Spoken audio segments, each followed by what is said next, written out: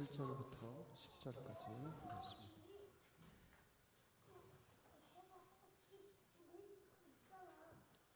기도하겠습니다. 오직 나는 여호와를 우러러보며 나를 구원하신 하나님을 바라보나니 나의 하나님이 나에게 귀를 기울이시리로다.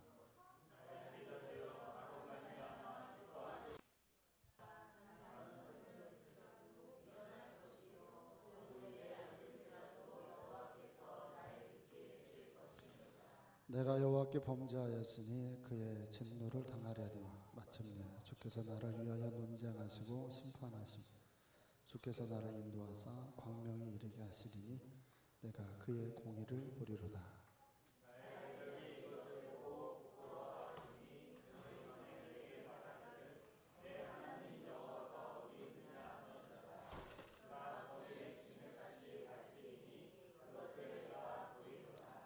아멘. 자, 우리 오후 예배가 이렇게 좀 흐름이 끊겨가지고 본문을 조금 우리가 이해하기가 조금 어려울 수도 있는데 맥락을 잘 잡아서 따라오시면 좋겠습니다. 일단 미가라고 하는 선지자가 우리에게 말씀하고자 하는 현상은 바라보고 있는 유다라고 하는 나라가 망하고 쓰러져 가고 있는 그 상황에서 이 나라가 어떻게 회복이 되기를 원하는지 그런 마음이 이 미가라고 하는 성경책 안에 담겨져 있습니다. 오늘 본문은 미가 선지자가 한 단어를 우리에게 얘기하는데 그게 뭐냐면 하나님, 오직 하나님만 기다립니다 라는 표현입니다.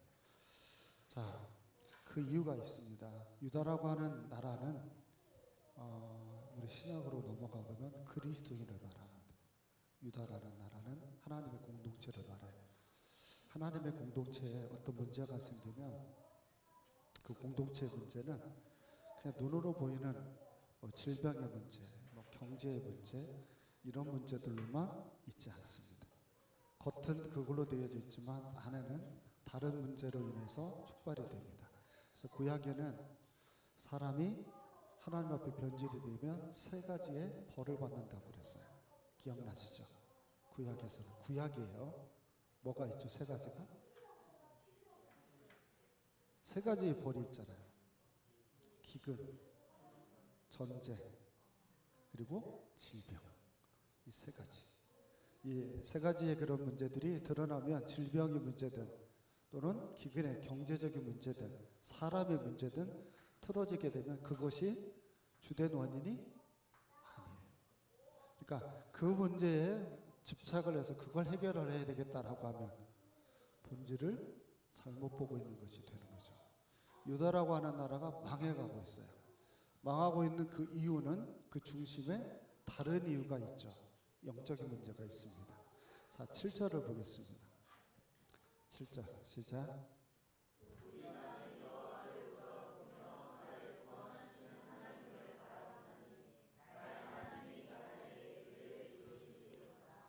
아멘. 두 개의 문장이 같이 반복이 되는데 첫 번째가 하나님을 우러러본다는 거 하나, 또 한 가지는 하나님을 바라본다는 관점.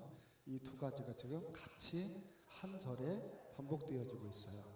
이렇게 나와 있는 표현의 방식이 나올 때는요, 우리가 하나님을 바라보는 시점에서 이럴 때는 무조건 이것만이 해결책이 되어져야 될 부분이 있어요.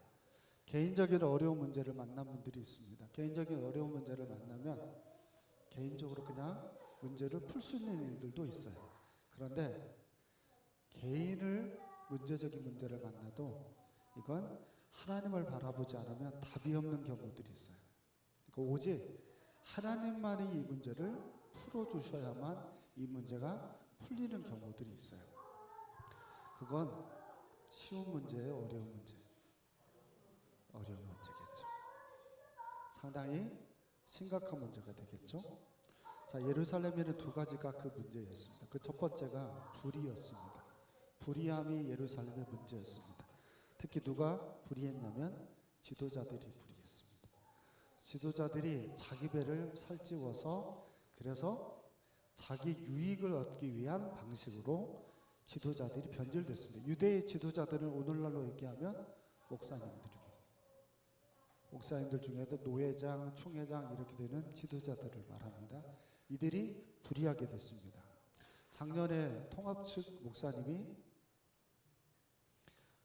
개인적인 7개를 범했어요. 7번째 10계명을 범해서 그래서 모텔에서 나오시다가 그 교회 아무래도 장로님인 것 같아요. 지키고 있다가 거기서 영상을 촬영을 했다가 그만 통합 측 총회장을 중도에 포기를 하는 일이 이제 벌어지게 됐습니다. 불의하죠. 여러분이 볼 때는 한국의 큰 지도자들입니다.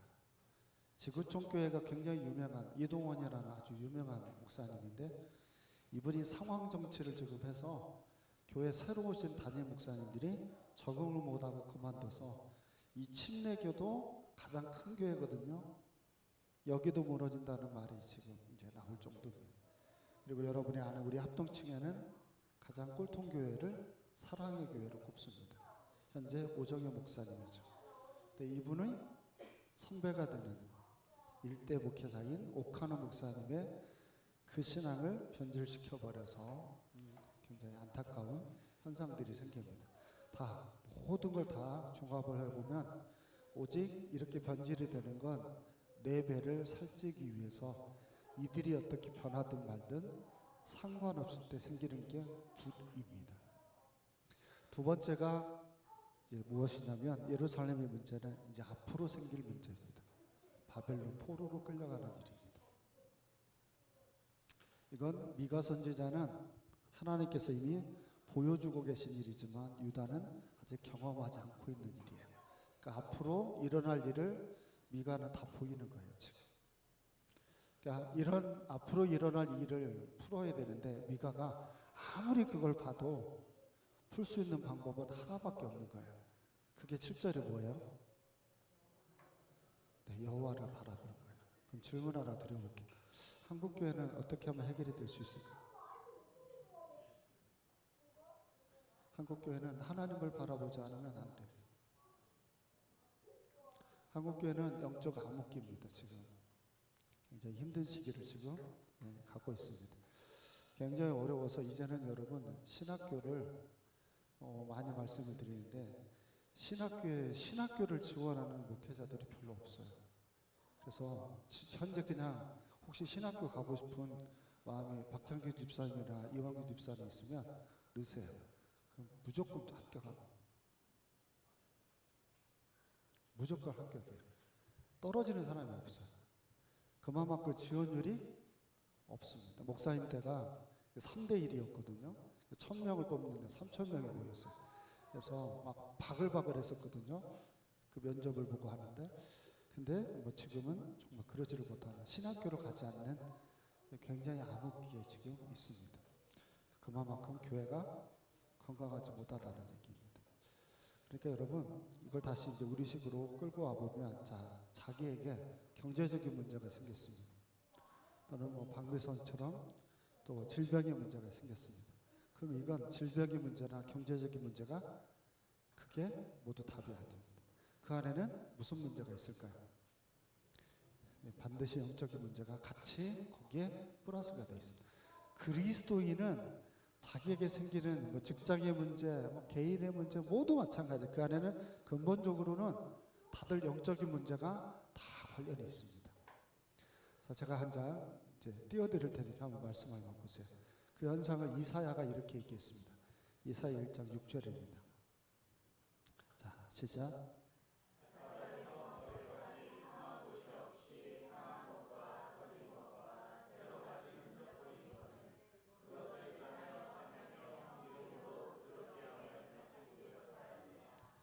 자, 이 현상을 한번 보세요. 이게 지금 이사야가 똑같이 미가가 유다를 보는 것처럼 이사야 선지자가 유대를 보고 있는 관점이에요. 근데 이사야는 유대라고 하는 나라를 볼 때 어떻게 평가를 하고 있냐면 발바닥에서 머리까지 성한 데가 없다고 이렇게 되어 있습니다. 그러니까 이런 상태는 어떤 상태예요? 발바닥에서부터 머리까지 성한 데가 없으면 이걸 뭐라고 불러요? 만자로 시작하는 만신창이가 됐다고 그러잖아요. 그러니까 만신창이가 된 몸이 회복이 될 수 있어요, 없어요?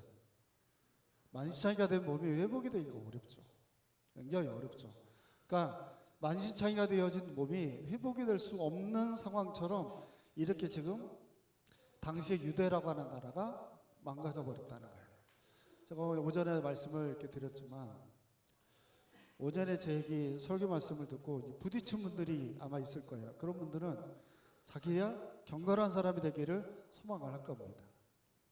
그러면 그런 사람들은 목사님하고 함께 일주일간 같이 그것을 묵상하며 갈 거예요. 근데요, 어디를 가나 뺀질이들이 있어요. 그 사람들은 설교 시간에 방향을 딱 정해줘요. 그러면 그걸 생각을 해야 되잖아요. 근데 그 생각을 안 하고 자기 생각을 해요. 이렇게 되면 문제를 잘못 푸는 사람들의 방식이 됩니다. 이런 사람들이 1년이 지나고 10년이 지나면 상태가 어떻게 되냐면 발바닥에서 머리까지 성황대가 없는 그런 참혹한 형태로 돼요. 그러니까 유다라고 하는 나라에는 선지자들이 계속 보내지고 현명한 왕들이 계속 태어나고 그래서 굉장히 하나님의 사랑을 하는 은혜를 끼쳤는데 누가 안 변하냐면 근본 안에 있는 그 사람들이 안 변해요. 그러니까 아무리 목회자가 설교를 하고 왕이 통치를 하고 대통령이 얘기를 해도 그를 귀담아 들을 수 있어야 그게 은혜인데 그걸 귀담아 들지 않으면 은혜가 안 되죠. 여러분 어떠세요? 여러분들은 머리통이 터졌습니다. 그러면 그걸 치료를 해야 돼요? 말아야 돼요? 어디 가서 치료해야 돼요? 병원에 가서 치료를 해야죠. 그럼 영적으로 질병이 들었습니다. 그럼 어디 가서 치료합니까? 정말 주님의 성전 안에서 내가 말씀과 기도로 다시 거룩해져가는 그런 모습들이 있어야 되잖아요. 그런데 여러분들이 볼 때 2025년에는 얼마나 영적으로 내가 회복이 되기를 소망하셨나 한번 돌아보세요. 내가 영적으로 돌아가야 되겠다. 회복을 해야 되겠다. 막 몸부림을 치면서 그렇게 살아가는 모습이 여러분에게 있었나요?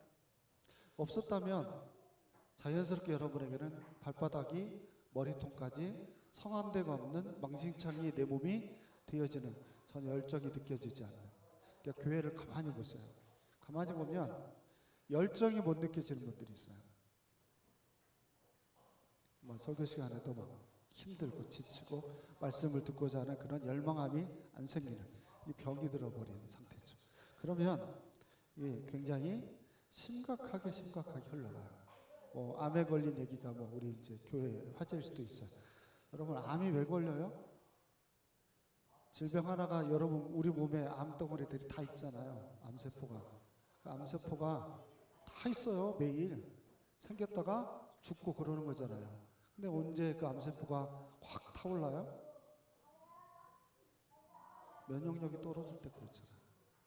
우리 아까 영교인 형제가 왔는데 여기가 이렇게 찢어져 있길래 물어봤더니 대상포진이 왔대.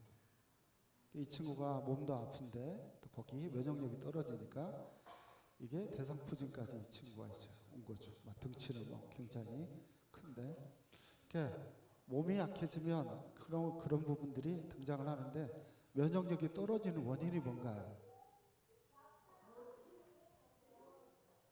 우리가 마음으로 아픈 일이 있고 정말 직장에서 힘들고 속상하고 이런 것들이 얽히고 설켜서 결국 우리들의 몸뚱아리가 약해지는 거예요. 힘들죠. 사람이 근본적으로 어떤 문제가 하나 딱 생기면 그 문제가 시작이 아니라 그 문제를 가지고 있는 많은 문제들이 있는데 그 중에 그리스도인은 또 다른 문제가 있어요. 그게 뭐예요? 우리한테는 영적인 문제까지도 있어요. 그래서 신앙생활 하다가 몸이 아프거나 경제적인 문제가 생기거나 힘든 일이 생기면 하나님 앞에 매달리려고는 처음에 할 수 있어요. 하나님 고쳐주세요. 바꿔주세요. 근데 그게 잘 안 됩니다. 그러면은 뭘 내려놔 버려요? 신앙생활을 내려놓죠. 기도하는 걸 내려놓고 그냥 하나님 앞에 열심히 살아가려고 하는 것들을 내려놓고 내 방식으로 문제를 풀어가려고 하는 마음들을 가지게 됩니다. 근데 하나님은요 우리에게 그런 과정들을 주는 이유들이 나에게서 생기는 많은 문제들이 있어요. 그게 여러분 가장 고쳐지지 않는 부분들을 하나님이 고치게 하시려고 우리에게 주는 어려움들이에요. 여러분 인간이 가지고 있는 성품 중에 가장 안 고쳐지는 게 뭘까요? 오전 예배 때 제가 잠깐 말씀을 드렸는데요. 이게 말을 하면 순종을 하는 게 편하세요? 불순종을 하는 게 편하세요? 솔직하게 예배 시간이니까. 순종하는 게 편하세요? 불순종하는 게 편하세요? 순종하는 게 편하면 목회할 때 그렇게 신날 수밖에 없을 거예요. 근데 목사는 웃을 일이 많이 없어요. 왜냐하면 교회는 정말 많은 사람들이 불순종을 해요. 그잖아. 불순종을 하는 것들이 훨씬 더 많아요. 왜 그런 줄 아세요? 그게 우리가 익숙해요. 그렇게 사는 게 익숙하고. 한번 우리가 예배를 빠져버린 그런 예배들을 다시 회복하는 게 쉬워요? 아주 어렵습니다. 기도하는 거 다시 회복하는 거 아주 어렵습니다. 굉장히 우리가 다시 찾아야 되는 걸 알지만 다시 찾는 게 굉장히 어렵습니다. 왜 그러냐면 망신창이가 된 몸은 치료되어지지 않으면 찾을 수 있는 힘이 안 생겨요. 다시 주님 앞에 가서 회복을 명하여 하나님 인도해달라고 몸부림을 치지 않으면 우리에게는 그와 같은 일들이 생기지 않습니다. 그럼 질문 하나 해볼게요. 하나님 우리를 치료하기를 원하나요? 하나님 우리를 치료하기를 원하면 하나님 망신창이가 된 우리 몸을 어떻게 보통 치료하십니까? 크게 대답해봐. 신이야 뭐라고 그랬어? 목사님이 돌방석 난청이 있어가지고 잘 안 들려. 뭐라고 그랬어? 자, 노코멘트 한대. 뭐라고 대답했어요? 금방 여기까지 입모양을 내가 봤거든요. 금방 망신창이 된 몸을 하나님 우리를 고치기를 원해요. 그럼 고칠 때 반드시 뭐가 되냐면 은혜를 내가 받아야 되잖아. 근데 은혜를 받는데 걸림돌이 되어지는 것들이 있어요. 그 걸림돌이 되어지는 걸 어떻게 해요?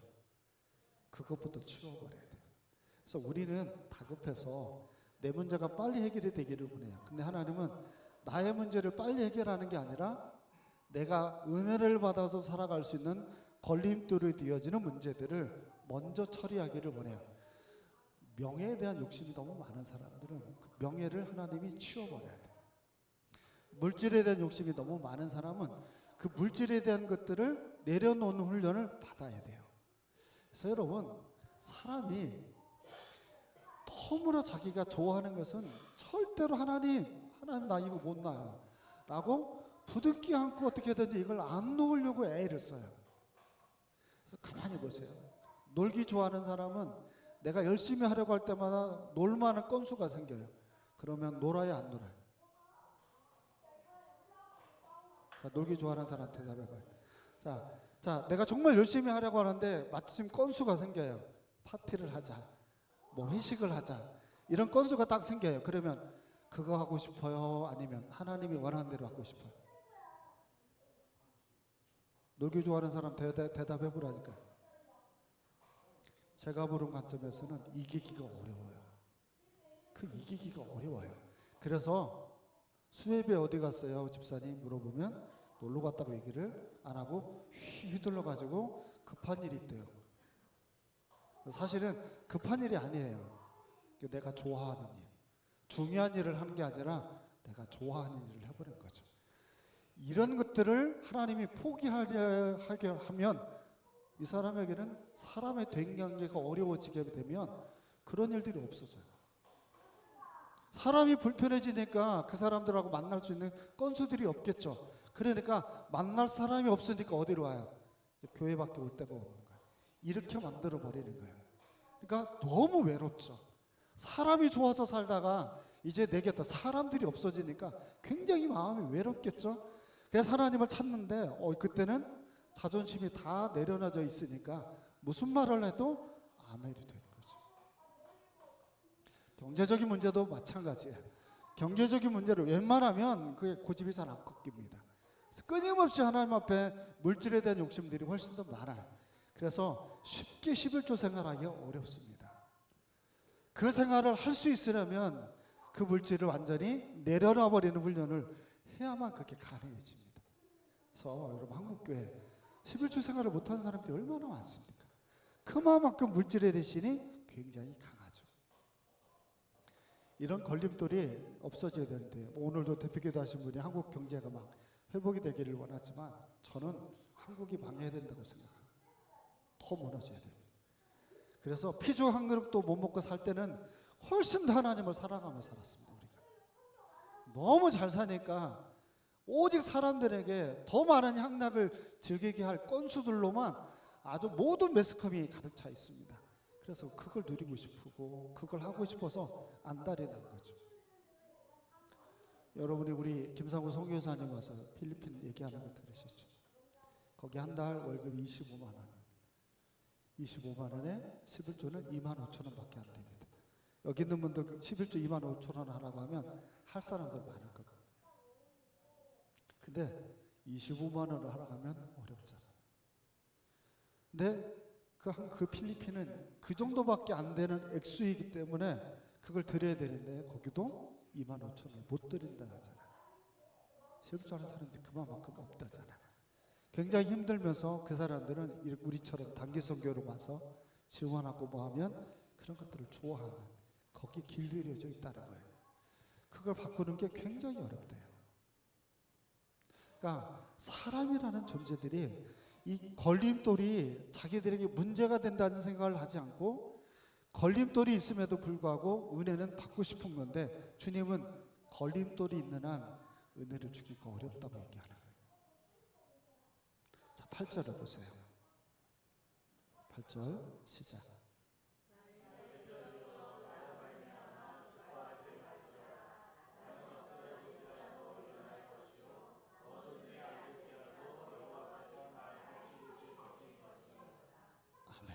자, 8절에 나와 있는 내용은 미가가 앞으로 우리를 이렇게 회복할 것에 대한 7절하고 8절이 한 절밖에 안 되는데도 불구하고 여기서는 어떻게 할까 고민을 했다면 여기서는 그 문제가 완전히 해결이 된 것을 설명하는 내용처럼 8절이 구성이 되어 있어요. 한 절 차인데도 굉장히 많은 것이 여기에 담겨져 있습니다.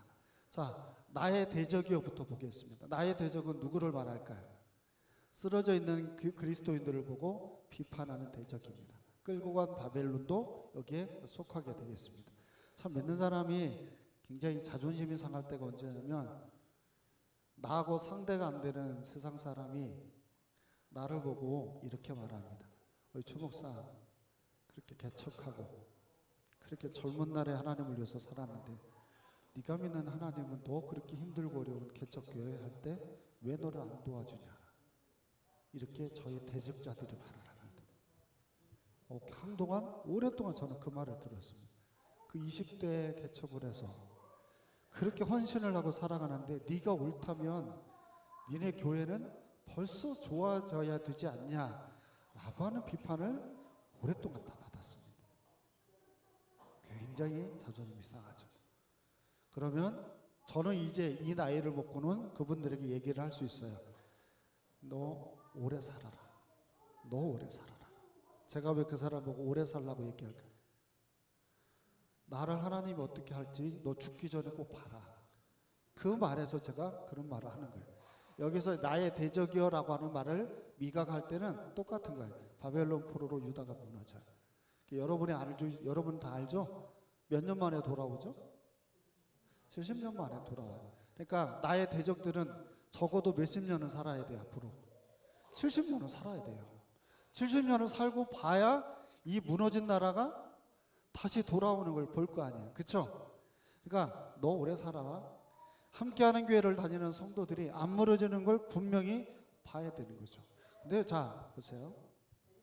그럼 이제 정결하고 나의 대적이여 나로 말미암아 기뻐하지 말지어다라고 하는 말을 하는 이유는 자 바벨론 포로로 끌려가서 무너졌습니다. 엎드려졌습니다. 여러분 그러면 누구도 욕을 얻어먹을까요? 성도가 무너지면 누구도 욕을 얻어먹어요. 성도가 교회를 다니는데 무너졌어요. 무너지면 누구도 욕을 얻어먹냐면 목사님도 얻어먹겠지만 하나님이 욕을 얻어먹어요. 하나님은 자기가 이런 모욕을 당하는데도 자기 백성을 왜 쓰러뜨릴게 해요? 하나님은 자기가 이런 욕을 얻어먹는데도 불구하고 이 성도들을 이렇게 무너지게 만드는 이유는 죄 가운데 머물러 있지 않게 하고 싶은 거예요. 그게 하나님의 마음이에요. 하나님은요, 죄 가운데 머물러서 계속해서 그렇게 살아가는 일들을 하나님은 너무너무 원치 않는 거예요. 그래서 그 영혼들이 그렇게 넘어져서 본인이 모욕을 받아도 이 성도들이 그걸로 인하여서 하나님밖에 없습니다. 눈물 콧물 흘려가면서 하나님밖에 없습니다. 나는 당신밖에 없습니다. 라고 외치는 그때까지 본인들이 대적자들에게서 모욕을 듣겠다는 거예요. 하나님께서. 그렇게 하고 이들을 어떻게 하는 거예요? 이렇게 세우는 거죠. 하나님의 순서는 변함이 없어요. 하나님의 순서는 내 사랑하는 백성들이 자기를 배신하고 등을 치면 이들을 철저하게 짓밟아 버립니다. 징계를 합니다. 기근, 전쟁, 전염으로 눌러버립니다. 그리고 나서 이들이 하나님을 철저하게 다시 찾는 과정을 하나님이 보게 되어지면 그때 어떻게 하는 거예요? 이들을 회복하면, 이들을 회복하면 결국은 누가 영광을 받아요? 하나님이 영광을 받죠. 그러니까 하나님은 그때까지 모욕을 감내하겠다는 거죠. 그만큼 하나님이 뭘 원하는 거예요? 내 백성이 거룩하게 회복이 되는 걸 원하는 거예요. 자, 여러분 지금 매스컴에서 하나님을 모욕해요, 안 해요? 누구 때문에 모욕해요? 가장 대표적인 사람 누구예요? 정광훈이에요. 정광훈이 뜨기만 하면은 뉴스를 안 보고 싶잖아요. 그 사람을 왜 이렇게 목사라고 강조하는지 모르겠어요. 사입이라고 앞에 좀 붙여줬으면 좋겠어요. 사입이 정광훈 이렇게만 해줘도 조금 위안을 받을 거예요. 그 사람을 열심히 지지하는 변호사들이 그 내란 특검 같은 재판하는 걸 보셨어요? 거기에 나온 변호사들이 다 정광훈을 지지하는 변호사들이에요. 걔네들이 어떻게 하던가요? 판사들한테 대들어요. 나가라고 해도 안 나가요. 이게 지금 아주 어마어마한데 그 사람들이 나중에 유튜브 방송을 할 때 뭐 하는 줄 아세요? 그렇게 서로 얘기하면 할렐루야 아멘 하야. 할렐루야 아멘. 내가 이렇게 해가지고 재판장에서 이렇게 했다라고 하니까 자기들이 아멘. 이렇게 하나님 앞에 이게 자기들이 경배하는 것처럼 이런 패턴들을 하는 거예요. 제가 이걸 보고 더 확실하게 안 거예요. 나라가 망했다는 거예요. 저는 나라가 망했다고 생각해요. 여러분 돈은 똑바로 때리고 정신 정말 하나님 앞에 올바르게 차리고 여러분들이 바라봐야 될 건 그들이 회개하고 다시 철저하게 하나님 앞에 세워진 나라입니다. 그 나라가 이 나라가 돼야 됩니다. 여러분 그 나라 안에 여러분도 있고 여러분의 가정도 있는 거예요. 지금 우리가 안심할 때가 아니에요. 정말 우리가 너무 안타까운 현실로 변해버린 거예요. 그래서 저는 제 속마음에 이렇게 얘기하는 사람들이 있어요. 40대 48 먹은 녀석이 하나가 있는데 제 전도상제 발레 원장님이에요. 발레 원장인데 이 친구가 저한테 이렇게 말하더라고요. 목사님, 한국 교회 목사님들이 왜 그래요? 라고 저에게 얘기를 해요. 그래서 목사님은 안 그러죠. 저를 엄청 잘 따르는 친구인데 한국의 목사님들이 도대체 왜 그런지, 교회가 왜 그런지, 그래도 목사님 우리보다는 나아야 되잖아요. 이렇게 얘기해요. 이 친구는 교회를 한 번도 다닌 적이 없어요. 48이 됐는데 자기보다는 나아야 되지 않아요. 이렇게 얘기를 해요. 이렇게 된 게 지금 현대 여러분들은 내가 힘들고 내가 피곤하고 그런 이유로 여러분 우리가 이 본질을 자꾸 잃어버려가는 이런 우리가 삶을 살면 안 되지 않겠습니까? 자, 중심을 잘 잡고 정말 하나님 앞에서 빛이 되어지는 나라가 될 수 있도록 그렇게 깨어서 상황 속에서 이겨 나아가시는 믿음의 선배들이 되기를 주 이름으로 축원드립니다. 기도하겠습니다. 하나님, 당신의 소중한 사람들을 등경후에 서게 해 주옵소서. 모든 이들이 이들을 보고 이들의 신앙을 존경하고 본받을 수 있는 그런 사람들이 되게 해 주옵소서. 정말 지금은 부족하고 연약한지 모르지만 이제 이 교회를 전국에 방송으로 볼 수 있는 교회로 만드셨습니다. 이제 우리가 더 부끄러워질 수도 있고 저희 교회가 더 등극 위에 설 수도 있습니다. 이제 경각심들을 가지고 경건한 자가 돼서 자신들의 신앙을 올바르게 지켜갈 수 있는 거룩한 공동체 함께하는 교회 되게 하여 주옵소서. 거룩하신 예수님 이름으로 기도합니다. 아멘. 하늘에 계신 우리 아버지, 이름이 거룩히 여김을 받으시오며 나라의 마옵시고 뜻이 하늘에서 이룬 것 같이 땅에서도 이루어지리이다. 오늘날 우리에게 일용할 양식을 주옵시고 우리에게 죄 지은 자를 사하여 준 것 같이 우리 죄를 사하여 주옵시고 우리를 시험에 들게 하지 마옵시고 다만 악에서 구하옵소서. 대개 나라와 권세와 영광이 아버지께 영원히 쌓옵나이다. 아멘.